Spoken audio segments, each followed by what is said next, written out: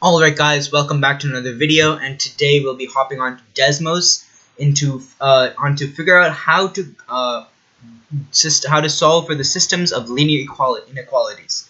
And like I said in the earlier video, we're going to be picking one, right? We're going to be picking one of the three ways to solve any system, whether it's a linear whether it's a linear inequality or an equation. And the one I picked was graphing. Obviously, by using Desmos, you probably could see that already. So without further ado, let's look at a few examples of linear inequalities, and let's kind of explore what they look like. Right? So let's see. We have y. Oops, I already made a mistake. We have y is greater than x minus 3. Right? Ooh. And then we have y is less than or equal to negative 5x plus 3. And also, guys, feel free to pause the video and hop onto Desmos and also try to do these along on your own with me. We'll just be trying to look at different equations, and you guys can even explore on your own, right? This is actually pretty interesting. And so if you guys need the link, I'll post it in the description. I know I haven't done that for past Desmos videos, but I'll make sure to do it in this video. I'll post in the description. And if you really, also if you guys just want to hop on right now, it's www.desmos.com. It's your guys' choice. So if you guys pause, go check it out and then follow with me. If not, just keep watching. Alright, so now that we have these two equations, let's look at what our graph looks like. So our blue one is the second equation, and why do I keep saying equation? Our inequality. Our blue one is our second inequality, and our first one is our first inequality is our y is greater than x minus 3. Alright, so it's a red one. So let's see, right? Like in past videos, right? For graphing, we've always known that the point of intersection is where that's the only solution to our equation, right? But for this one, since it's an inequality, that's not the only one, right? It's actually every single point that is overlapped with both graphs is a point, right? So like this purple area on the left, right? Where both equations overlap. So if I pick negative 2, 0, negative 4, 0, negative 4, 2, anything over on that left side, okay? Like anything over here. I'm going to show you guys. Anything over here. And you guys might be wondering, what if it's on the line, right? What if the point is exactly on the line?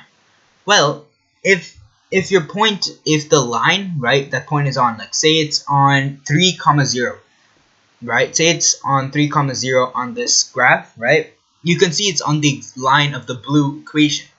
And notice how that's a line and not a dotted line, right? If it's a line, then you know that point is actually an answer. That is a solution. But let's say we had a point, I think I accidentally said 3, 0, 0, 3, guys. I'm so sorry. 3 is 0, 3. Alright, look at that one. That is not a dotted line. That's a solid line. But now let's look at 3, 0, right? That's a dotted line. So you know that that's not even part of the equation, because that's not even in part of the overlap part. But like let's say we did 0, 3, right?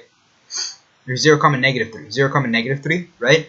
That's in the overlapped area, but it's a dotted line, so that wouldn't count. But if it's on a line, then like on a solid line, then you know it counts. Alright? Feel free to do extra practice. I will be giving you guys worksheets on this so you guys can get some more practice on it. But alright, let's look into the equations themselves, right? How do we know whether to make it a dotted line when we graph our inequality, or just make it a normal solid line, right? Well, if your inequality has a greater than or less than, but not a greater than or equal to or less than or equal to, well, that's how you know that it's a dotted line, right? But if it has a line under it, under the inequality, like if it's less than or equal to or greater than or equal to, then it's a solid line. So as you can see here, this one's less than or equal to, that's why it's a solid line in the graph. Alright, so that's just a quick thing to look at. If you guys want to write these stuff down, feel free to do so. Otherwise, everything graphing it is like just like draw a line. Because these are basically a line. They're in the y equals mx plus b format, so just draw the line for both of these. And then in order to figure out the shaded parts, like input 0, 0 for one of the equations, right? So say we inputted 0, 0 for the first equation, right? That'd be 0 is greater than negative 3. And so check if it's true. Is 0 greater than negative 3? Well, yeah, obviously 0 is greater than negative 3, right?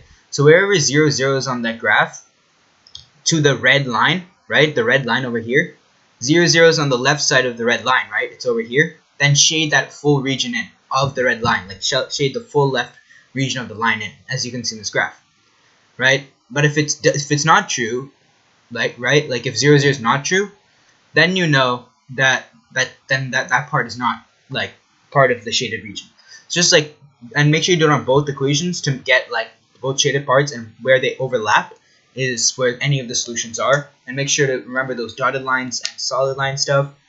Make sure to, like, if you need to, pause the video at periods throughout this video and like write all this stuff down on the flashcard to help you remember.